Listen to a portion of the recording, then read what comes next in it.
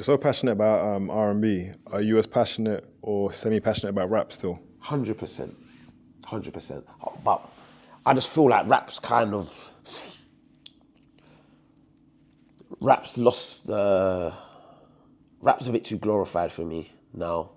I don't want to talk down on rap because I love it, but because of my past life, I just don't feel like no one's actually talking for me in rap no more. If that makes sense. So, and this is what I try to get the artists I'm working with to do. When you're on the roads especially, it's not glitz and glamour. Do you know what I'm saying?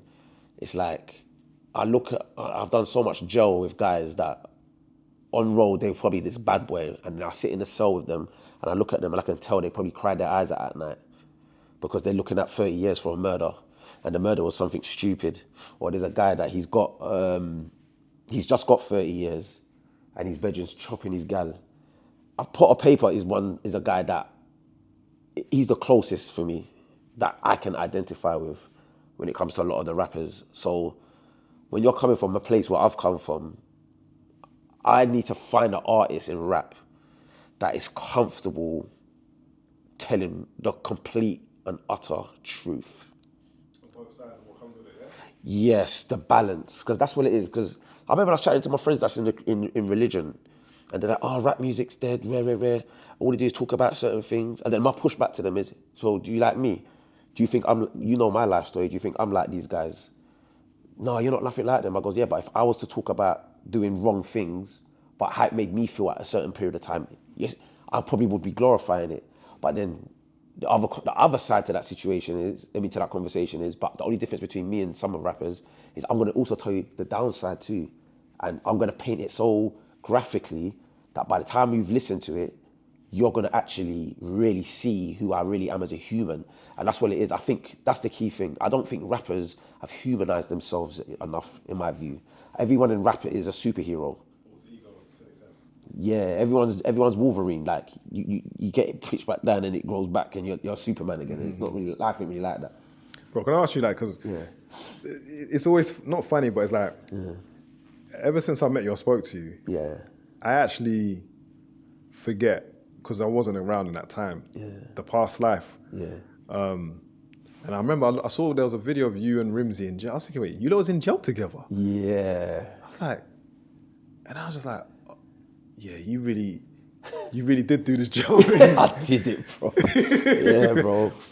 Bro, what's the, not another term, because like, nothing incriminating, like, how bad does it get, bro, on the roads? And deaths happen, I can presume, like, just even trying to get away from the law, or whatever it is, like, how bad does it get, and what do you feel kind of leads to it getting so bad that people can't get out? And you said, bro, like, people go to jail, bro. I remember 50 Cent said this line, it's like, there's a lot of wet pillows in jail because guys have been crying the night before, but they were the tough guy outside. Yeah. Like, how many years in total have you done in jail? I've done 9 years. In total? Yeah. I've done 9 years. And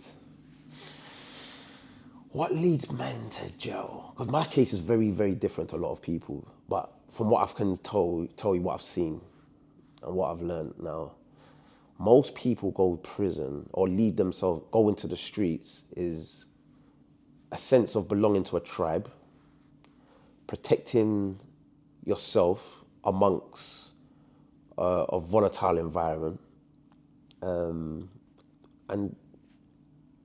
a lack of knowledge. No, sorry. A lack of what's the word? A lack of compliance or understanding, or a lack of belief in of operating in corporate or schoolroom settings.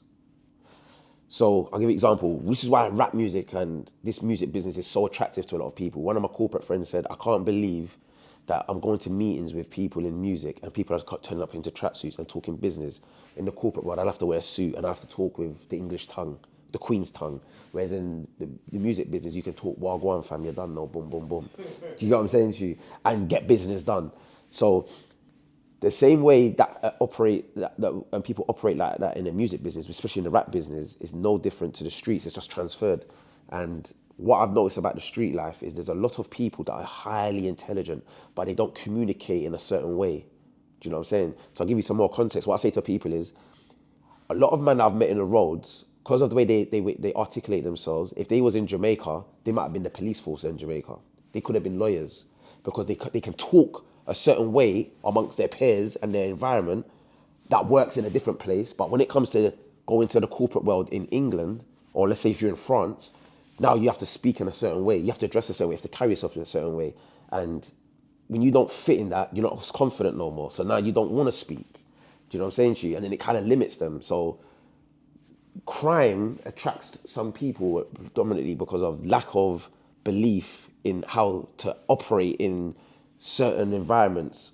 And I think that starts from school, because when you're going to school, you don't understand what you're there for. You're just feeling like, oh, they're just telling me what to do.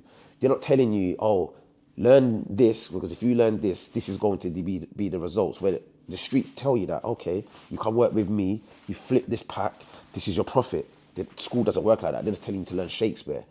And you might be reading it and he's talking in a certain way of English, and you're like, what the hell is he talking about? I don't know.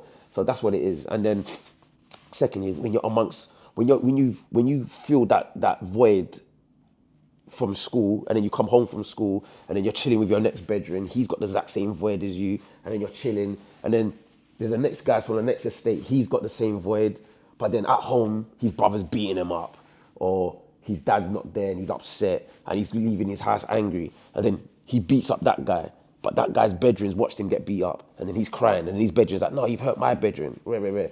Let's go get him back, and then it spirals out. And that's what leads people down the road of crime.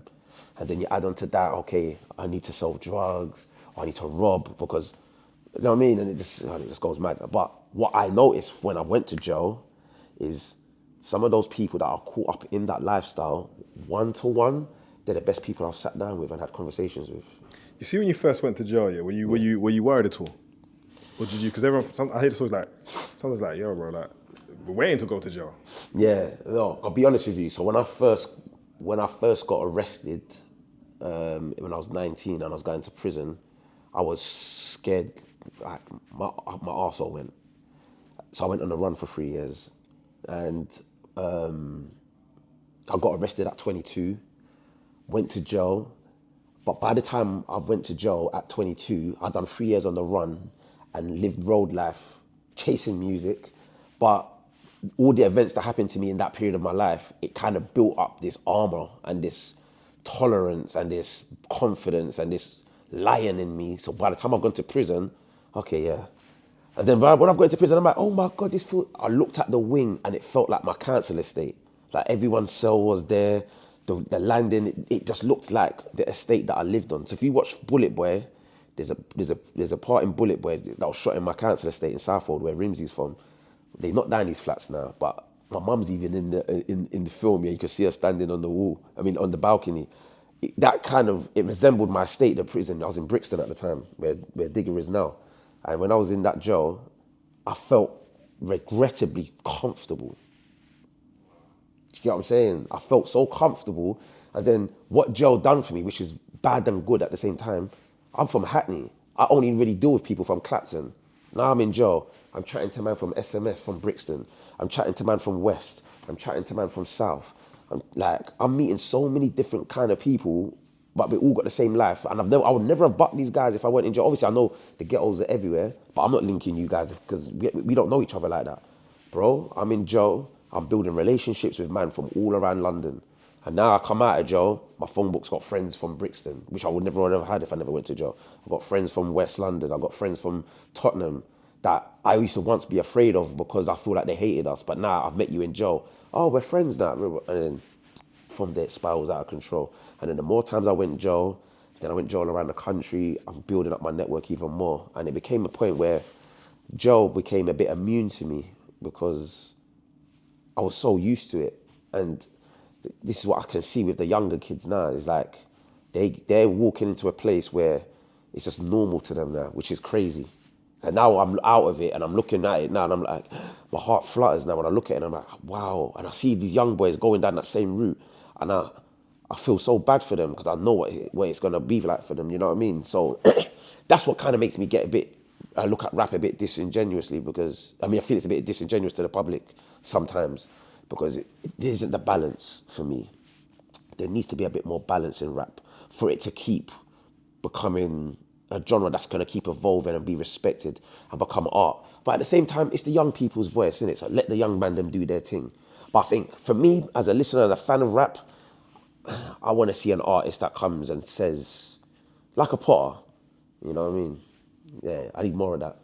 You see, just not lastly about the jail thing, bro. Yeah. A lot of stories people hear is, man, them have girlfriends, they say they can be loyal, they're not loyal. Or everyone's going to visit you for the first couple of months, then it disappears. What is the actual, like there's stereotypes, but this is like, most people have this experience in jail. And then what is like, not the worst thing, but like I hear people telling stories about like people, I don't know, they get they get things stolen in their cell, I don't know, bro, like I've never been in it. Yeah. What actually goes on and why were you comfortable in that environment, if that makes sense? And it's marginal because I've never had anyone rob me in jail. I've never had anything, and I'm not a gangster. Do you know what I'm saying? I'm not a bad boy. No one's ever jinnles me like that in jail. Like, when I was last in jail, I'll go shower, leave my door open, and it's not because I'm a bad boy. I think, so prison's full of gangs, innit? And in the gang culture, when if you're doing your thing on the road and you come to jail and you got problems with man that used to do your thing, you're gonna get problems. Secondly, as well, there's a lot of pretenders in prison. Now, for me, I've never ever been a pretender in my life. When I'm broke, I'm telling you I'm broke. You know what I'm saying? I've never been rich yet, so I'm not talking about being rich because I'm not rich and I've never been rich, even though people think I am.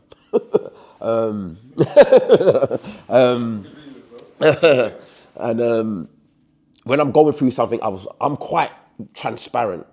And I think because of me being such a transparent person, I attract people that are looking for somebody that they can be themselves with in that place, in that environment. Because ultimately, when you're in jail, you're around vulnerable people. I don't care how much man you've killed, how much man you've robbed, you lock you up in that cell for a month on your own, God's gonna turn you vulnerable. Do you know what I'm saying to you? And because I'm in that place and I'm talking real life to a man in jail, I'll get a bit more respect than the guy that's not. Do you know what I'm saying? And then if there is a guy in jail that's hating on me or plotting, I've got such a warm community around myself that I'm kind of protected in that way. Do you know what I'm saying? So that's kind of how I've navigated 9 years in jail. And don't get me wrong, I've had the odd fight here and there in jail, but that's more like man things, like, all right, I don't like you, we have a scrap and then we end it. But it's never ever been a place where man have holded me in my cell and tried to take things off of me or anything like that. And the reason why I think that happens to a lot of other guys, except for me, is one, they're not as connected as someone like myself, or they're in a gang, or they're just not being themselves, they're being fake. They're trying to play the Billy Big Bollocks in jail. And prison's full of a lot of people that are suffering. So if you're walking in prison and you're not trying to put people on, you're not trying to help people, and you're out there just flaunting and you can't protect it really like that, man are gonna come for you. Do you know what I'm saying? And you ain't got your circle tight. So yeah, I think with me, because I've been quite a genuine guy in jail, and I've got so many friends from prison, that I talk to till today. Like, yeah, man, I've kind of always been cool. But that's not good either, because it kind of makes you comfortable there, which ain't good either. Do you know what I mean? So yeah, bro. Bro, the clip, when I saw the clip of when I saw you and Rimzee in jail, yeah? Yeah. Obviously, you're not from the same block here, so obviously, you're not his older, but you're an older to him. I'm 10 years older than him. So when he's in jail, are you in jail first, or do you go, who was in jail first, like? So at that time, that was my third time going in jail. That was his first, and thankfully his only time going in jail. He's never going back to jail. But he got a big bird in it, so when he's gone jail, I've gone jail twice in that time. No, I went jail once because he went jail 2013. Yeah, when he went jail 2013, I went jail 2015, and then bucked up in him in 2018 when he's come to open jail.